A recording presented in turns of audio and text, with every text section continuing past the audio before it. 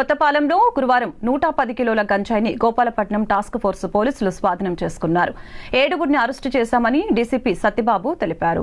ఈ సందర్భంగా కొత్తపాలెం మసీదు ఎదురుగా జరిగిన మీడియా సమావేశంలో ఆయన మాట్లాడుతూ విశాఖపట్నం గాజువాకకు చెందిన ముద్దాయిలు సనఫ్ నాగరాజు, అనకాపల్లి జిల్లా చీడికాడ మండలం బైలపూడి గ్రామం గుమ్మలపాడి పైడిరాజు సనఫ్ ముత్యాల నాయుడు, విశాఖపట్నం పూర్ణ మార్కెట్ వేలంపేటకు చెందిన ఎర్రమౌళి సనఫ్ వెంకటరావు, విశాఖపట్నం సీతమ్మధారకు చెందిన నారికేతం గణపతి సనఫ్ పైడిరాజు, విశాఖపట్నం గోపాలపట్నం కొత్తపాలెంకు చెందిన రాపెడ్డి నూకేష్ సనఫ్ ఎరుకనాయుడు, వారి 5గురి నుంచి మొత్తం 110 కేజీల గంజాయిని పోలీసులు స్వాధీనం చేసుకున్నారు. ముద్దాయిలైన గాడి సంతోష్, గుమ్మాల పైడిరాజు, ఎర్రమౌళి, నారికేతం గణపతి, రాపేటి నూకేష్ మరికొంతమంది పవన్, ఆనంద్, త్రినాథ్, వెంకటేష్ తో కలిసి ప్లాన్ చేసుకుని 2 వ్యక్తుల నుండి ఏజెన్సీ ప్రాంతం నుంచి గంజాయిని కొనుగోలు చేసుకుని గోపాలపట్నంలోని కొత్తపాలెంలో ఒక టిఫిన్ షాప్ను స్టాక్ పెట్టుకునే క్రమంలో గంజాయిని అక్రమ రవాణా చేస్తుండగా టాస్క్ ఫోర్స్ గోపాలపట్నం పోలీసులు వారి నుండి మరియు స్టాక్ పాయింట్ నుండి మొత్తం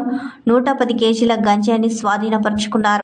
గంజాయితో పాటు నిందితులను చాకచక్యంగా పట్టుకున్న సిబ్బందిని డీసీబీ అభినందించారు. ఈ సమావేశంలో ACP Annapu Narasimhamurthy, Gopalapatnam circle inspector Suresh, writer CH Apparao, ఇతర పోలీస్ సిబ్బంది పలువురు పాల్గొన్నారు. ఇక్కడ మీరు చూస్తున్నటువంటి షాప్లో 110 కేజీల గాంజాని సీజ్ చేయడం జరిగింది. ఇది ఏజెన్సీ ప్రాంతం నుండి వచ్చింది. దీంట్లో ఇప్పటి వరకు 5 ముద్దాయిల్ని అరెస్ట్ చేయడం జరిగింది. సంతోష్, పైడిరాజు, నూకేష్, గణపతి, మౌలి అనేటువంటి వారిని రిమాండ్ చేయడం జరిగింది. దీంట్లో ఇంకా ప్రధానమైనటువంటి సూత్రధారులు ఇంకా ఉన్నారు. వాళ్ళని కూడా త్వరలోనే అరెస్ట్ చేస్తాం. దాని గురించి ప్రత్యేకమైనటువంటి టీంని కూడా ఏర్పాటు చేయడం జరిగింది.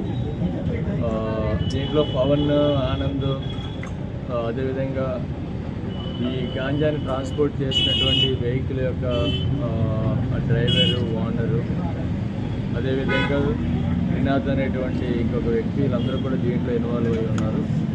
వాళ్ళందరినీ కూడా రిమాండ్ చేయడానికి ప్రత్యేకమైనటువంటి టీమ్స్ని కూడా ఏర్పాటు చేయడం జరిగింది.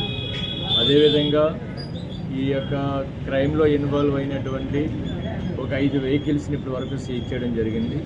దాంట్లో ఒక కారు, ఒక ఆటో, అదేవిధంగా 3 మోటార్ సైకిల్ని కూడా సీజ్ చేయడం జరిగింది.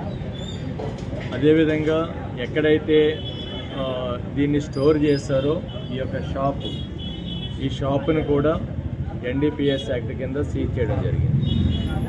అదేవిధంగా మిగతా ముద్దాయిలు ఎవరైతే ఉన్నారో వాళ్ళ యొక్క సంబంధించినటువంటి ఆ యొక్క ప్రెమిసెస్ కూడా సెర్చ్ చేయడం జరుగుతుంది.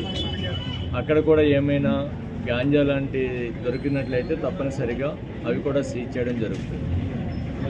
అంటే ఎవరైతే ఈ యొక్క గాంజా ట్రాన్స్పోర్టేషన్కి కానీ దీని యొక్క సప్లైకి కానీ పాల్పడుతూ ఉన్నారో వారి మీద చాలా కఠినమైనటువంటి చర్యలు తీసుకుంటామని చెప్పడానికి షాప్స్ని కూడా సీజ్ చేయడం జరిగింది. వాహనాలన్నింటినీ కూడా సీజ్ చేయడం జరిగింది. అదేవిధంగా ఇంకా ఈ ప్రాంతంలో కొరియర్ సర్వీసెస్ ఏవైతే ఉన్నాయో కొరియర్ సర్వీసెస్, పార్సిల్ సర్వీసెస్, వీటి ద్వారా కూడా గంజాయి స్మగ్లింగ్ జరుగుతుందనేటువంటి సమాచారం ఉంది. తప్పనిసరిగా త్వరలో ఈ కొరియర్ అండ్ పార్సిల్ సర్వీసెస్ మీద కూడా రైడ్స్ చేయడం జరుగుతుంది. ఎక్కడైనా కానీ గాంజా పట్టుబడితే వారి మీద చట్టపరంగా చాలా కఠినమైనటువంటి చర్యలు తీసుకోవడం జరుగుతుంది. అదేవిధంగా